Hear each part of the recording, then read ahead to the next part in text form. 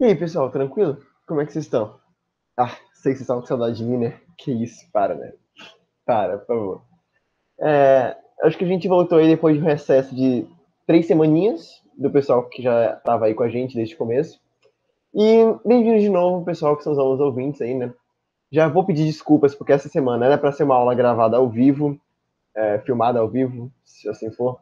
Mas, infelizmente, ou felizmente, eu tô gravando essa aula porque amanhã eu vou fazer tirada dos sisos. Hoje é domingo, amanhã é segunda-feira.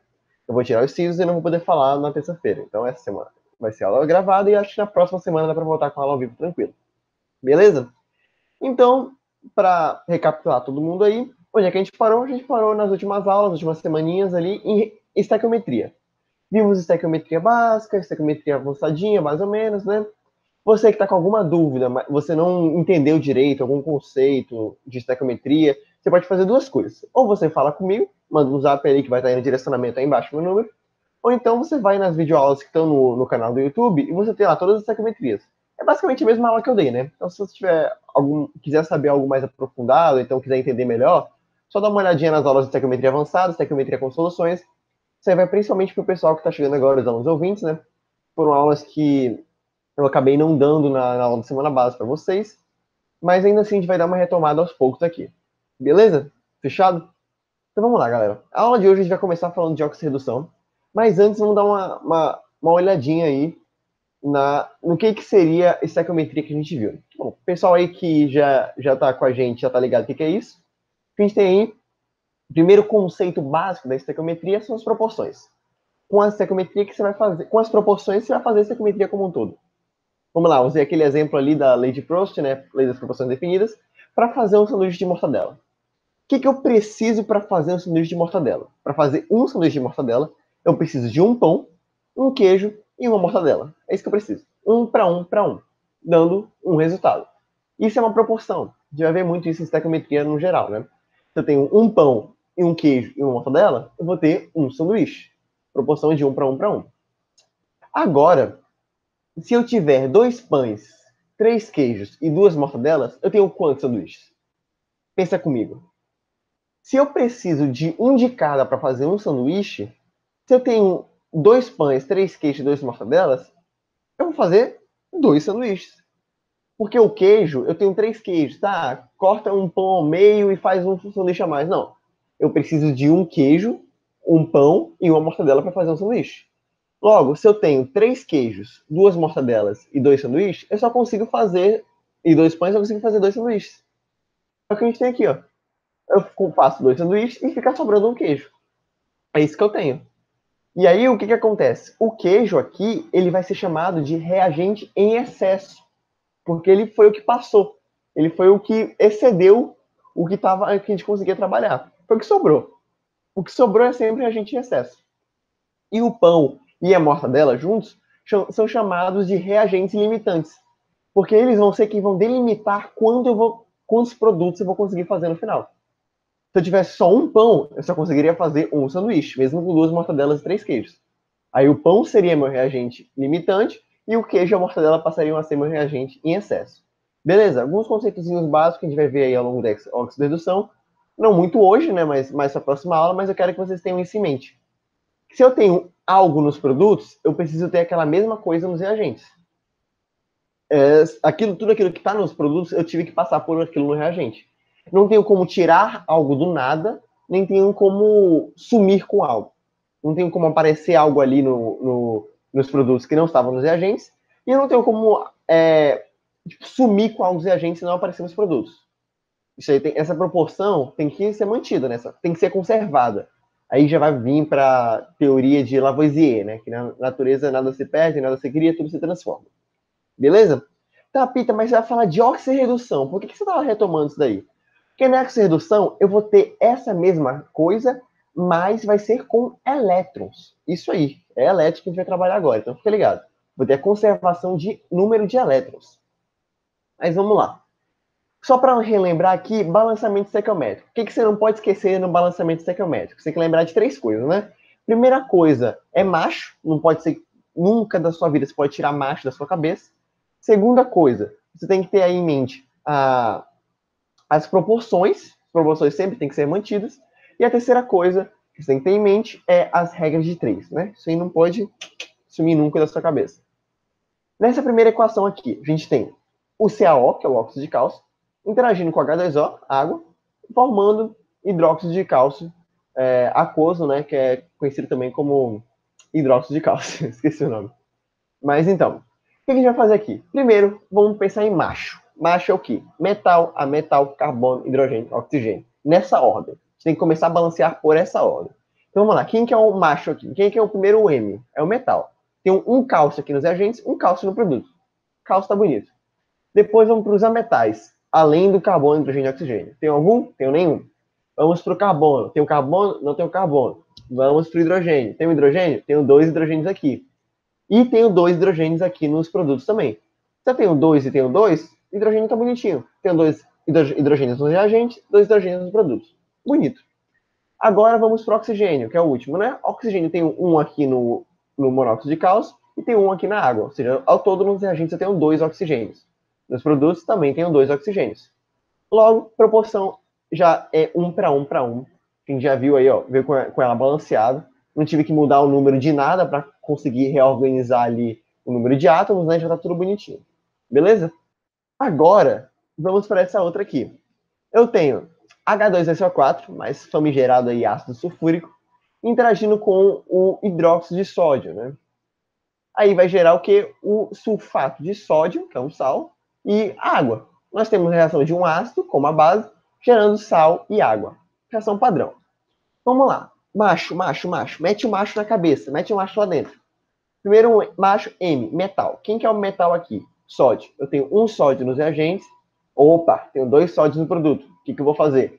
Vou multiplicar essa substância aqui, que tem o sódio, essa substância inteira. Lembrando, eu não vou estar multiplicando só o sódio. Está multiplicando a substância inteira por 2. Então, eu vou colocar um 2 como coeficiente estequiométrico na frente do hidróxido de sódio. E eu vou passar a ter 2 moléculas de hidróxido de sódio. Aí eu vou ter 2 sódios aqui nos reagentes, 2 sódios no produto. Beleza. Próximo, a metal. Diferente do carbono, hidrogênio e oxigênio, né? Quem que é? O enxofre. Eu tenho um enxofre nos reagentes e tenho um enxofre nos produtos. O enxofre tá bonitinho, deixa ele quieto. Próximo é o carbono. Não tenho nenhum carbono. Hidrogênio. Eu tenho 2 hidrogênios aqui nos reagentes, no ácido sulfúrico, e tenho 2 hidrogênios também no hidróxido de sódio. Lembra que a gente multiplicou essa molécula por 2. O coeficiente estequiométrico invisível aqui está 2. Então, eu tenho 4 hidrogênios aqui ao todo. E nos produtos eu só tenho 2. O que eu vou fazer? Vou multiplicar essa molécula por 2. Colocar um coeficiente estequiométrico 2 aqui na frente também. E aí, eu vou ter 2 aqui na frente da água e 2 aqui na frente do hidróxido de sódio.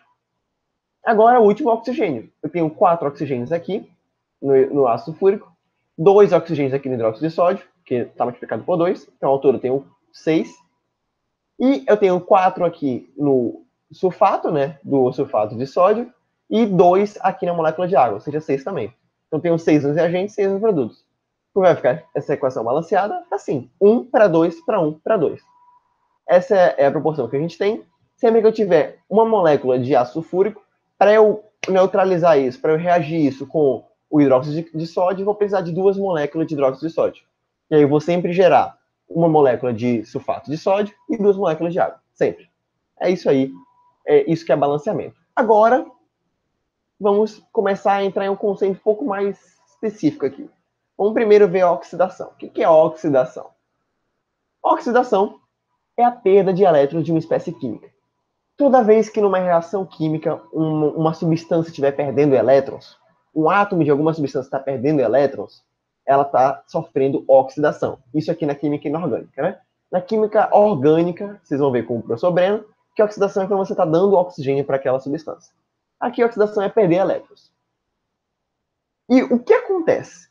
Acontece que eu tenho um determinado átomo que está perdendo elétrons para outro átomo. Esse outro átomo normalmente vai ser mais eletronegativo. Então, por isso que ele está perdendo. Porque esse outro átomo, por ser mais eletronegativo, lembra? Eletronegatividade, capacidade de atrair elétrons. Tem um outro átomo que é mais eletronegativo, vai pegar esses elétrons desse primeiro que perdeu, que sofreu oxidação, né? Então, justamente por isso, porque eu tenho uma diferença de eletronegatividade entre os átomos, então acaba um perdendo elétrons para o outro no meio da reação química. Aí eu tenho a semi-reação de oxidação, que é o que acontece. Por exemplo, aqui eu tenho um X, uma substância qualquer, um elemento qualquer, está na forma sólida. Aí ele vai reagir numa transformação química, vai perder um elétron. Ficou errado aqui, esse mais gasoso, não era para ter esse aquoso aqui do lado. Mas ele vai perder um elétron, se transformando no cátion, e vai liberar esse elétron para uma outra substância, liberar ele no meio que ele está interagindo. Né? Essa aqui é uma semi-reação de oxidação. Agora, redução. Se por um lado, oxidação é quando um átomo está perdendo elétron, redução, por outro lado, é o quê? Redução é quando um outro átomo de um outro elemento está recebendo elétron. É isso. E ele vai receber elétron de quem? Ele vai receber elétron de outro elemento. Esse elétron não vai sumir do nada. Não vai sumir, desaparecer, foi para nada, não vai. E não vai aparecer ali, não vai surgir do nada também. Não vai ser tipo um spawn ali, não vai fazer uma invocação do nada. O elétron vai estar ali, indo de um átomo para o outro. O átomo que sofre oxidação vai doar, vai perder esse elétron. Não é doar, perdão, é perder mesmo, ele está perdendo o elétron. E o átomo que está sofrendo redução está roubando esse elétron. Se você quiser fazer uma analogia, é como se nas ligações iônicas, que a gente viu lá, eu tenho doação de elétrons. Nas ligações covalentes, eu tenho compartilhamento de elétrons. Nas ligações metálicas, eu tenho tipo ali um surubão de elétrons, né, que ficam ali no mar, no mar da eletrosfera dos átomos. E na reação de oxirredução, eu vou ter um roubo de elétrons. Não tenho uma doação, eu tenho um roubo. Eu tenho ali um átomo realmente roubando o elétron do outro. E ele vai roubar porque ele é mais eletronegativo. Então tem um átomo lá que está sofrendo redução que é mais eletronegativo que o outro, que é menos eletronegativo. E esse outro átomo vai perder o elétron e esse átomo vai roubar. É basicamente isso. O átomo perdeu o elétron ali. No meio da reação, o átomo estava ali sem fazer, pegou, deixou o elétron cair no chão. O átomo que sofreu oxidação estava ali interagindo ali, deixou o elétron cair no chão. Quando o elétron caiu no chão, o átomo que sofreu redução já foi lá e pegou. O bagulho é rápido. Os caras não perdem tempo. É basicamente assim que funciona. Eu não tenho doação. Não é algo que eles estão interagindo entre si. Eles podem muito bem estar trocando elétrons e fazendo ligações entre si, mas na maior parte das vezes, nas reações de oxidação, oxirredução, eu tenho um átomo que está numa substância, sei lá, tipo o hidróxido de sódio, que está ali numa substância, e outro átomo que está em outra substância, o H2SO4. E esses átomos não vão interagir entre si, mas ainda assim vai ter perda e roubo de elétrons, mesmo sem estar interagindo entre si. Eu sei que isso está muito abstrato para alguns de vocês, é bem abstrato mesmo, mas ao longo das aulas, dos exercícios, vocês vão ver que não é algo tão complicado assim, é algo bem tranquilo até. E aí eu tenho na semi-reação de oxidação, tenho aqui, ó, o átomo X+, que estava com um elétron a menos, né, ele já tinha perdido, tipo, na ligação que ele estava fazendo, ligação iônica, ou covalente, ele já estava com um elétron a menos, aí ele foi e pegou esse elétron que deixou cair no chão. Aí ele ficou neutro. É isso, ficou neutro. Ficou bonitinho. E aí, na reação de oxidação é isso. Os elétrons sempre vão se conservar. Se eu tenho de um lado, por exemplo, 10 elétrons ao todo, 10 elétrons tendo interação ali ao todo, do outro lado, nos produtos, eu vou ter que ter 10 elétrons também. Então não vai surgir elétron do nada e não vai desaparecer elétron. Aqueles elétrons que desaparecem nos reagentes aparecem nos produtos. E os que aparecem nos produtos é porque estavam nos reagentes em algum momento. Entenderam? Basicamente isso. E, uma coisa que é importante, nunca vai existir oxidação sem redução. Por isso que o nome do processo é óxido-redução. Vai estar acontecendo sempre os dois ao mesmo tempo. E aí eu tenho esse exemplo aqui, ó. Eu tenho um zinco sólido que é interagindo com duas moléculas de HCl, ácido clorídrico. Aí, o zinco, lembra, está tendo aquela reação de deslocamento, né? O zinco é mais reativo que o hidrogênio, então ele vai roubar o lugar do hidrogênio aqui na reação. Então ele vai roubar o hidrogênio e o hidrogênio vai ficar sozinho. Aí, o que acontece? Aqui a gente vai ter... Pode não estar óbvio nessa reação aqui, mas eu tenho ali o zinco, de certa forma, perdendo elétrons, deixando elétrons cair no chão, e o hidrogênio está captando aqueles elétrons. É isso que está acontecendo. Porque, ó, o zinco aqui, ele estava neutro, estava com os elétrons dele ali tranquilos, os elétrons dele estavam em paz, e o hidrogênio aqui no HCl, ele estava fazendo uma ligação covalente. Só que lembra de uma coisa chamada diferença de eletronegatividade que nós conversamos? Lembra quando eu falei de polaridade, de diferença de, de polaridade mesmo, que as substâncias, ligações covalentes vão ter setinhas, um átomo vai puxar mais o elétron que o outro, vai puxar com mais força. É basicamente isso que a gente vai ter. O cloro, ele é mais eletronegativo que o hidrogênio. Então ele vai puxar o elétron do hidrogênio com mais força. Pita, mas eles não estão compartilhando elétrons? Sim. Só que eles estão compartilhando ali com uma força meio desigual, né? É como se você estivesse compartilhando um docinho com o seu primo de 6 anos. Você sempre vai querer pegar a parte que é maior, né?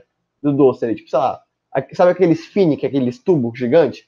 Você vai dividir com seu primo mais novo, seu irmão mais novo, você vai sempre cortar uma parte menor para ele porque você é maior. Então, se você é maior, você tem direito a ter mais, né?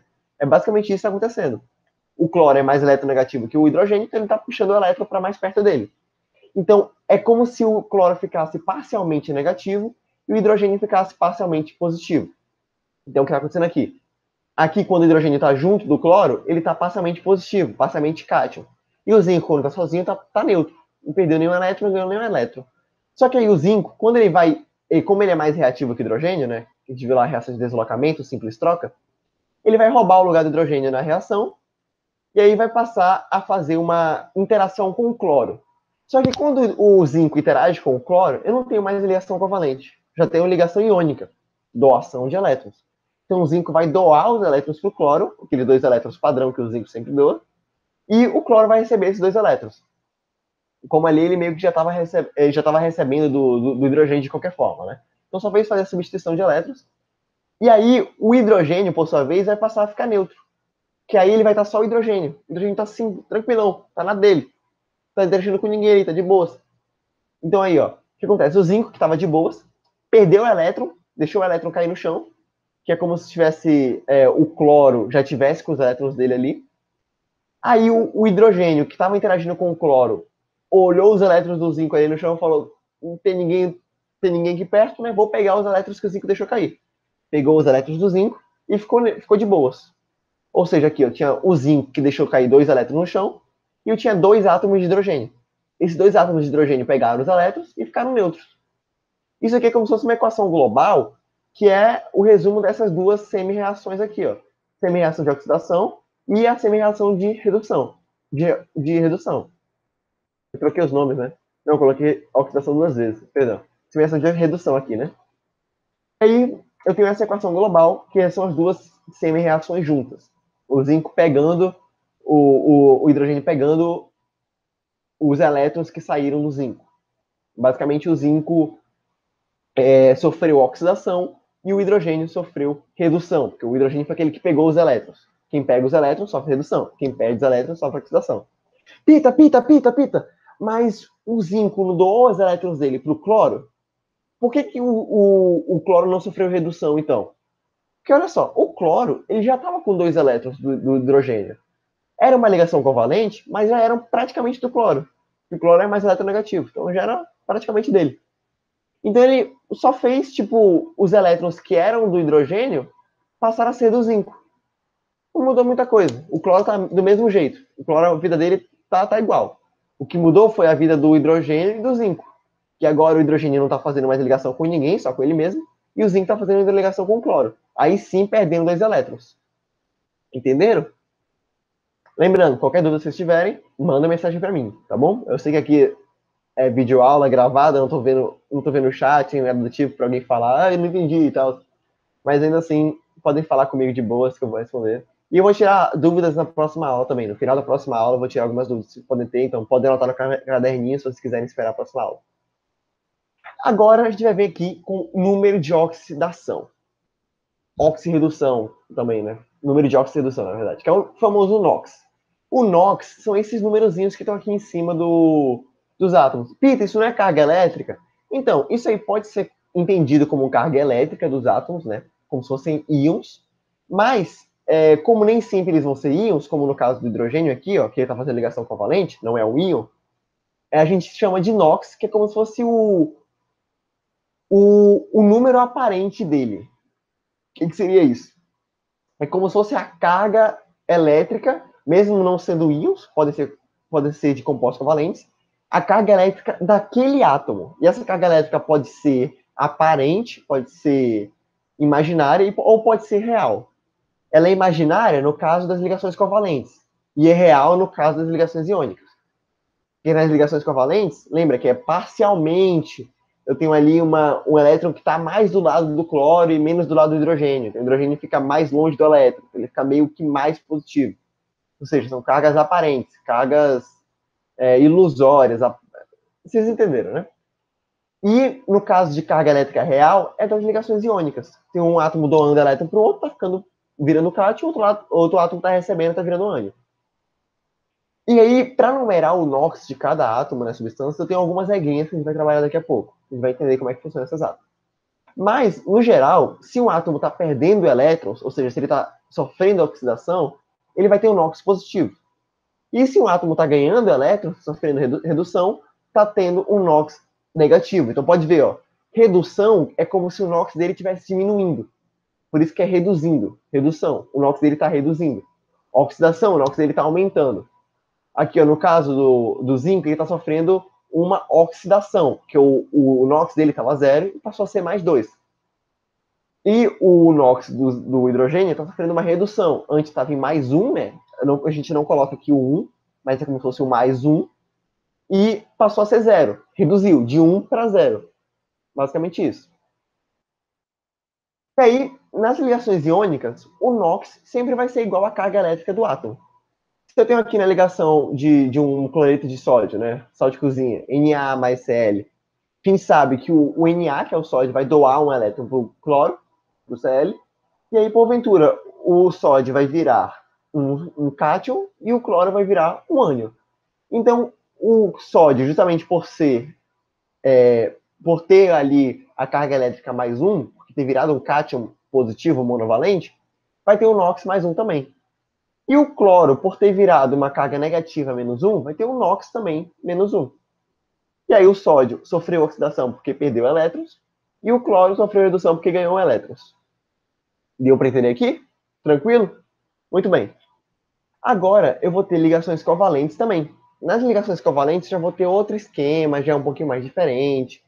E aí já tem umas outras regras que você vai ter que entender aqui, mas relaxem, essas regras também vão valer para as ligações iônicas, para você ter uma ajudinha ali. Então tudo vai se ajudar no final. Não se preocupe que as regras não são tão complicadas assim. Então vamos na calma. Primeiro, ligações covalentes. A gente vai sempre expressar no NOx a carga parcial de cada átomo. A carga aparente, a carga que aquele átomo parece ter. Como eu falei para vocês no caso do HCl, do ácido clorídrico, o átomo, o elétron, estava mais perto do cloro. Então, se ele está mais perto do cloro, é como se o cloro ficasse mais negativo e o hidrogênio ficasse mais positivo, aparentemente. Parcialmente, né? E essa carga parcial, ela é gerada justamente por essa desigualdade nas eletronegatividades. Aquele elemento, aquele átomo que é sempre mais eletronegativo, ele sempre vai ter o elétron mais perto dele. Que é basicamente isso. O cara ali, ele gosta de ter elétron perto dele, o cara é muito eletronegativo, ele vai querer sempre puxar o elétron com mais força. E o outro átomo, que está ali mais fraquinho, não está conseguindo segurar muito o elétron, fica meio que parcialmente positivo. Basicamente isso. Aqui no caso, eu tenho o CH4. O carbono, né, que aí está no gás metano, CH4, mais conhecido, interagindo com 4 átomos de hidrogênio. Como é que a gente vai fazer? Vamos lá, ver a sequência de eletronegatividade. Como é que a gente faz para ver a sequência de eletronegatividade? Lembra da musiquinha? Fui ontem no Clube Brahma ingerir 6 cervejas por hora. A música tem que estar na cabeça de vocês sempre. Fui ontem no Clube Brahma ingerir 6 cervejas por hora. Ou seja, fui ontem no Clube Brahma ingerir 6 cervejas. Cervejas mas com C, carbono. Por fósforo, hora, hidrogênio. Carbono é mais eletronegativo que hidrogênio. Então, o carbono vai puxar esses elétrons de hidrogênio para mais perto dele.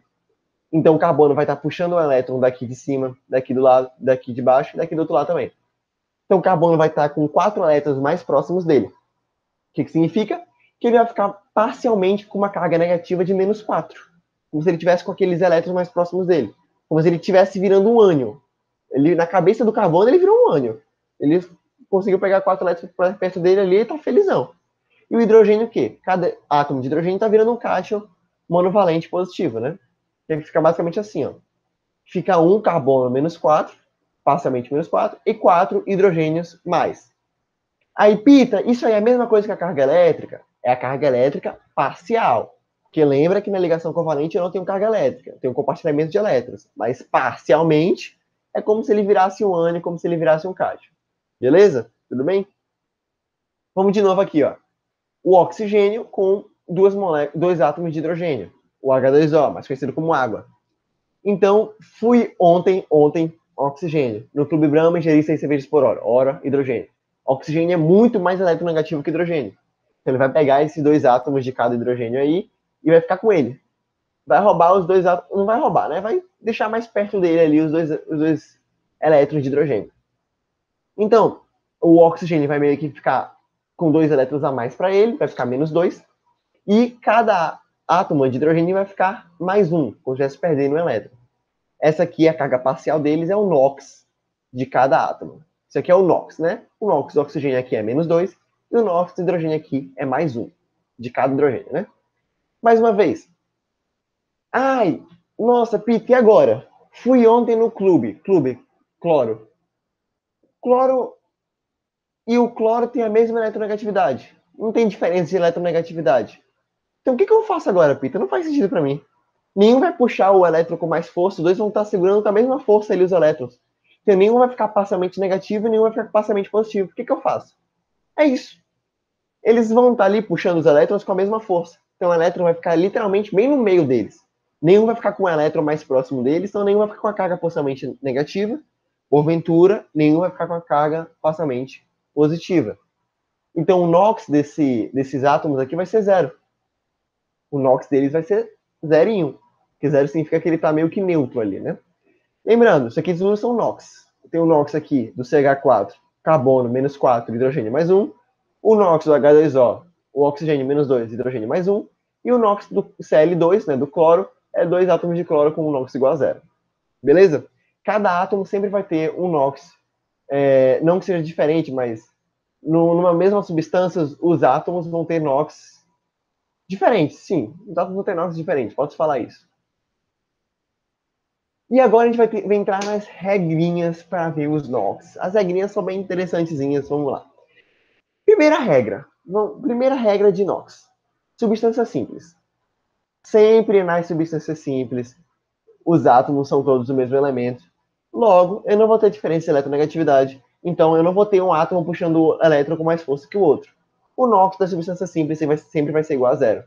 Então, aqui, o ferro sólido, o ouro sólido, o zinco sólido, o H2 gasoso, o O2 oxigênio, né? O P4. O NOx dessas substâncias simples são sempre 0. Pita, o que é substância simples mesmo? Substâncias simples são substâncias formadas, moléculas formadas pelo mesmo elemento. Só um elemento químico. Aí, substâncias compostas é quando eu tenho dois elementos, tipo H2O. Tem dois átomos de hidrogênio e um átomo de oxigênio. Dois átomos átomos de elementos diferentes, né? Então tem uma substância composta. Substância simples, eu tenho átomos de um mesmo elemento interagindo e formando uma substância que não tem diferença de eletronegatividade. Logo, NOx igual a 0. Segunda regra número 2, do hidrogênio. Os átomos de hidrogênio sempre terão NOx igual a mais 1, com exceção dos hidretos metálicos, onde o NOx será menos 1. O que significa? Sempre que o hidrogênio estiver interagindo ali naquela ligação covalente com os ametais, eu sempre vou ter NOx igual a mais 1. Agora, quando o hidrogênio estiver interagindo com ligações iônicas, com os metais, eu vou ter sempre NOx menos 1. Taipita, não sei, tá meio confuso isso para mim ainda. Por que ele fica mais 1, menos 1? De onde é que tá tirando esse número aí? Pensa comigo. O hidrogênio, ele tá ali ele tem um elétron na última camada dele, né? Na eletrosfera inteira do hidrogênio só tem um elétron. Logo, para ele ficar neutro, ele tem que ou perder esse elétron para ficar ali neutro, né? Tipo, com configuração de gás nobre, mesmo que ele não tenha 6 elétrons na última camada, como se ele ficasse com uma configuração de gás nobre, que não vou ter elétrons quebrados na última camada. Ou ele vai receber um elétron para aí sim ficar com a configuração do gás nobre, que seria o hélio, né? Então ele vai ter essas duas opções. Ou ele vai receber um elétron, ou ele vai perder um elétron. Quando ele perde um elétron, ele está interagindo com metais. Normalmente, porque ele normalmente vai ser menos eletronegativo. Né? Ele vai meio que estar doando esses elétrons para os ametais. E aí, os ametais estão pegando esse elétron e o hidrogênio está ficando mais um com o NOx mais um. Quando ele está interagindo com hidretos metálicos, o hidrogênio vai estar ali perdendo o elétron, ou ganhando o elétron, na maior parte das vezes, para ficar ali com 2 elétrons na última camada. Configuração eletrônica igual ao do gás nobre, que é o hélio. Então, nesse caso aí, ele vai ser com NOx menos 1, como se ele estivesse ganhando aquele elétron. Aí aqui, ó, os hidretos metálicos. O caso do hidreto de sódio, hidreto de lítio, hidreto de berílio, hidreto de magnésio, tudo isso são hidretos metálicos.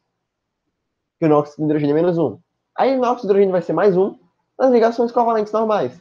No metano, CH4, na molécula de água, H2O, no amônia, gás amônia, NH3, e no ácido fluorídrico, né, que é o HF.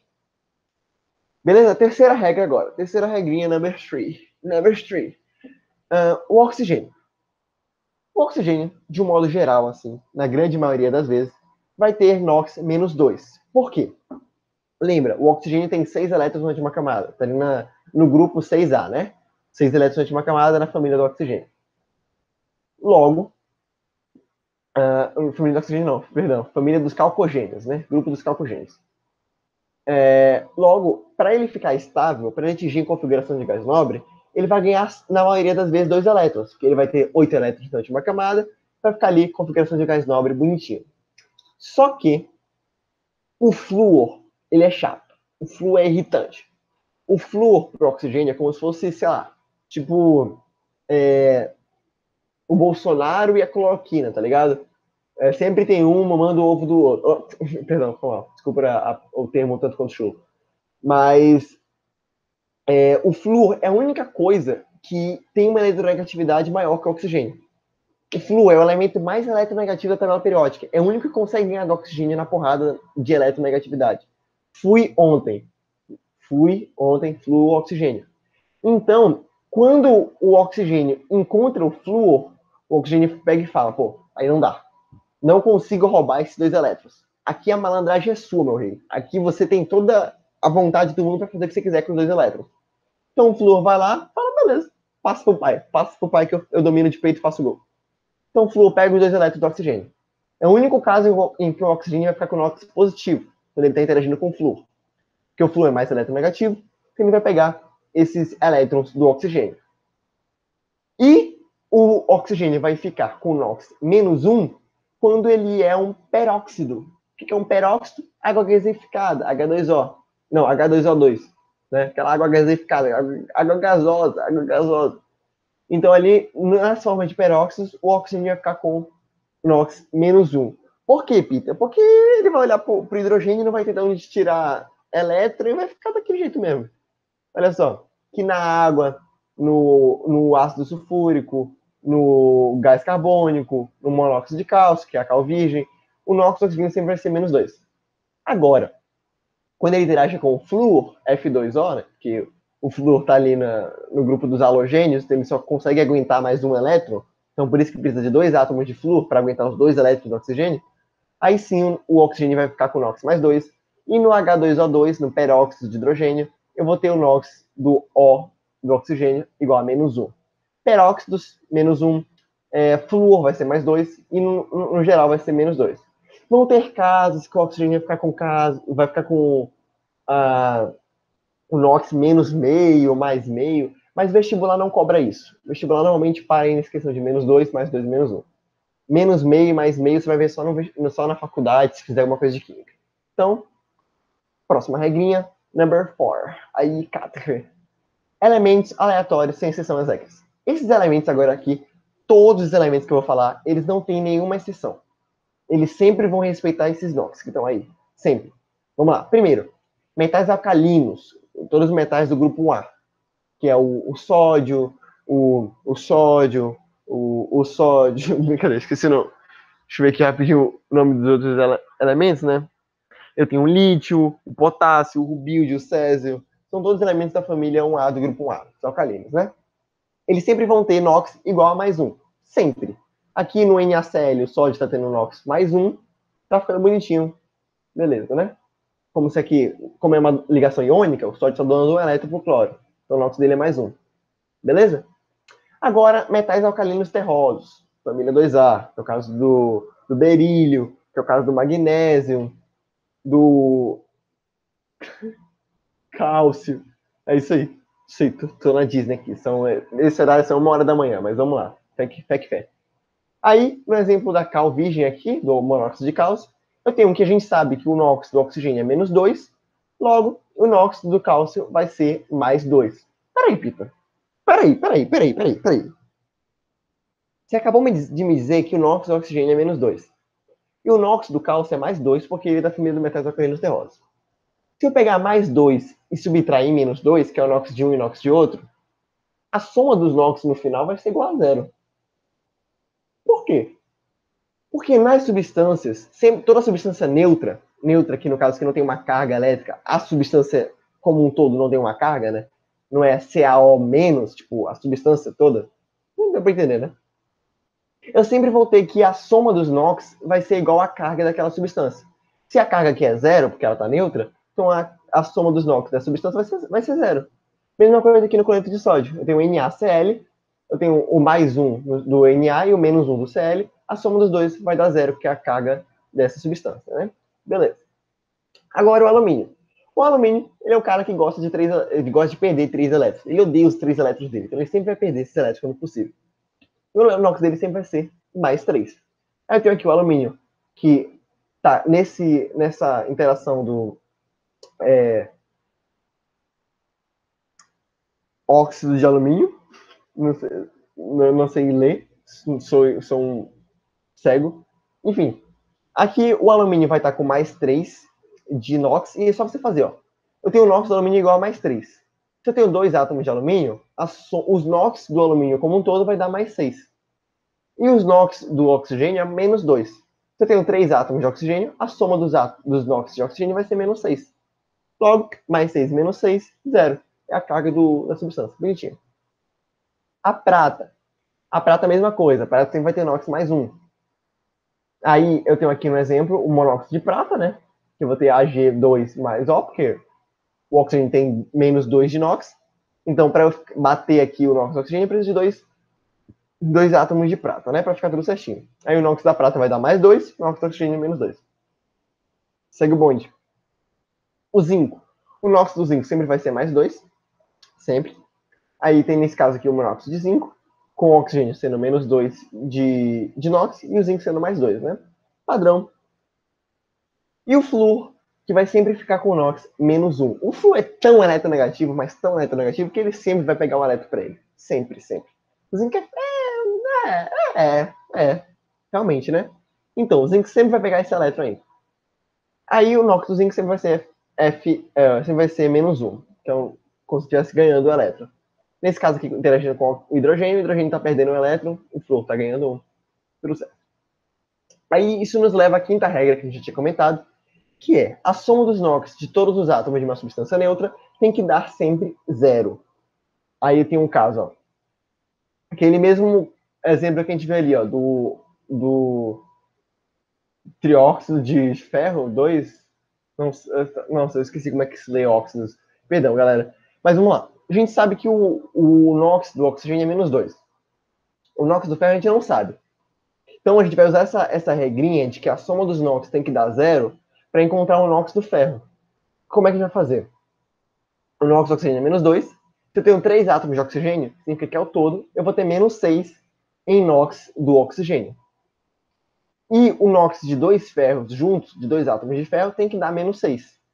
Porque a soma no final tem que dar zero, né? Então, tem que dar mais 6, perdão. Então, se eu tenho menos 6 com os oxigênios, para dar zero, eu tenho que ter mais 6 com o ferro. Logo, cada átomo de ferro tem que ter... Eu coloquei menos 3, né? Tô viajando. Cada átomo de ferro tem que ter mais 3. Eu vou até corrigir isso aqui logo, só para não ficar feio. Cada átomo de ferro tem que ter aqui mais 3 de NOx, para poder dar a soma final igual a zero. Beleza? Aí depois a gente tem aqui o sulfato de cálcio. A gente sabe qual é o NOx do oxigênio e qual é o NOx do cálcio, família 2A, alcalinos terrosos. Mas a gente não sabe o NOx do enxofre. O enxofre, ele tem um NOx variável, né? Varia bastante. Então a gente vai usar os NOx que a gente já sabe para achar o NOx do enxofre que a gente não conhece. A gente sabe que o NOx do oxigênio é menos 2. Logo, se eu tenho 4 átomos de oxigênio, ao todo eu vou ter menos 8 de NOx com os oxigênios. E o NOx do cálcio, que é um alcalino terroso, vai ser do mais 2. Então, eu tenho mais 2 do cálcio e menos 8 dos oxigênios. 2 menos 8, eu vou ter menos 6. Isso, 2 menos 8 é menos 6. Ou seja, o NOx que eu preciso para que dê zero essa conta é mais 6. Porque aí eu vou ter mais 6 do enxofre, aí eu vou ter mais 2 do cálcio, mais 6 com mais 2 igual a mais 8, e vai matar os 8 negativos do oxigênio. Então, por isso que o NOx que sobra é só você inverter o sinal ali, que vai dar o NOx exatamente do cara que você quer saber quem é, né? No caso, o enxofre. Então, aqui, como sobrou menos 6 para a gente cancelar dos NOx do oxigênio, o NOx do enxofre vai ser mais 6 para dar conta igual a zero, para o NOx de todo mundo aqui somado ser igual a zero. Agora, eu vou ter casos em que eu não vou ter uma carga neutra, né? Eu não vou ter uma substância neutra, vou ter um íon de fato. Então, aqui, no caso do sulfato, que é o íon sulfato, ele vai ter a carga menos 2. Ou seja, a soma dos NOx, dos dois átomos de enxofre e do oxigênio, tem que dar menos 2. Isso aí é regra. Então, o que a gente vai fazer? Ó? O NOx do oxigênio a gente sabe que é menos 2. O NOx do oxigênio sempre vai ser menos 2 quando interagir com a metais, aí no geral, né? Com exceção do flúor e peróxidos. Então, se eu tenho 4 átomos de oxigênio, eu vou ter ao todo menos 8 de NOx dos oxigênios no geral, né? E a soma dos NOx tem que dar menos 2. Logo, eu vou ter que ter mais 6 de NOx do enxofre para que a soma 6 menos 8 dê menos 2. O NOx do enxofre vai ser sempre o NOx do outro átomo, que a gente não conhecer o NOx por alguma regrinha, né? Vai ser sempre ali como é que eu posso dizer? O que falta para dar a carga da substância. Se for um íon, a carga do íon, se for uma substância neutra, a carga igual a zero. Esse outro exemplo aqui, ó, carbonato, que é o CO3, né? Vai ter um NOx menos a carga do íon ser igual a menos 2. Eu tenho que o NOx do oxigênio é menos 2. Logo, se eu tenho 3 átomos de oxigênio, eu vou ter menos 6 ao todo de NOx com o oxigênio. E aí, o carbono vai ter que ter NOx suficiente para bater com os menos 6 e ainda sobrarem menos 2 de carga. Então, para essa conta aqui dá menos 2 na subtração, o NOx do carbono tem que ser mais 4. Porque se o NOx do carbono for mais 4, eu vou ter que 4 menos 6 é igual a menos 2, que é igual a carga do íon. Eu sei que isso parece muito abstrato, muito difícil de explicar assim. Se tivesse em uma sala com uma lousa, poderia ser mais fácil, porque está fazendo de um por um. Mas aqui a gente fica meio limitado, né? Mas não se esqueçam, podem tirar dúvidas à vontade. Eu vou passar uma lista de exercícios, façam uma lista de exercícios e apareçam nos plantões para tirar dúvidas dos exercícios nos plantões também. Muita gente está matando o plantão aí para jogar Fortnite. Vocês acham que eu não sei? Eu sei que vocês estão jogando Fortnite, Free Fire, talvez, né? Enfim. E aí, o que eu fiz? Eu preparei uma tabelinha para vocês, que é as regras dos NOx. Basicamente, essas são as regras das substâncias que vão mais aparecer para vocês, né? Que é a substância simples, hidrogênio, oxigênio, metais alcalinas, alcalinos terrosos, alumínio, prata, zinco e flúor. Vocês vão ter que sempre ter decorado os NOx dessas substâncias. Das outras substâncias, vocês podem fazer dedução. Podem fazer calculando os NOx dos que você já conhece, para encontrar. Aí eu tenho outras substâncias que vão ter um NOx variável, que o cobre pode ser mais 2 e mais 4, o ouro pode ser mais 1 e mais 2, isso a gente vai ver mais à frente. Mas essas substâncias aqui, esses elementos, vocês têm que ter decorados para fazerem esses exercícios. São bem cobrados. Então, se vocês decorarem isso daqui, os NOx desses elementos já vão estar bem encaminhados. E essa foi a aula de hoje. Eu não fiz uma aula tão longa assim. Como a gente vai ter mais um tempinho, né, de cursinho, teve um leve alívio da data do vestibular, a gente vai conseguir ali ter algumas aulas a mais. Então eu ia trabalhar essa aula de oxiredução com 3 aulas, agora ou com 2, agora eu vou trabalhar com 3 para ficar mais tranquilo. E aí na próxima aula a gente vai começar a entrar na parte de estequiometria um pouco mais pesada, né? Eu queria pelo menos que vocês entendessem como é que funciona essa soma de NOx, porque o NOx também é estequiometria, se parar para pensar, que tem que sempre ter um átomo está perdendo elétrons, está perdendo NOx, dando para o NOx para o outro átomo. Então, essa dinâmica que vocês têm que ficar ligados. De novo, façam os exercícios que eu vou mandar na lista para vocês. E os exercícios que podem ser da apostila da etapa, né? Façam também, tirem dúvidas com os plantonistas nos plantões, falem com os monitores de vocês, e também tirem dúvidas comigo se precisarem. Pita, não entendi isso. Pita, você é um idiota, cara. Como é que você explica esse negócio errado desse jeito? Pode chegar para mim e falar sem problema. Tô de boas, na paz. Beijos. Espero que vocês me desejem boa sorte na cirurgia de amanhã, que eu vou tirar o siso. Mas é isso. Um abraço, até a próxima aula.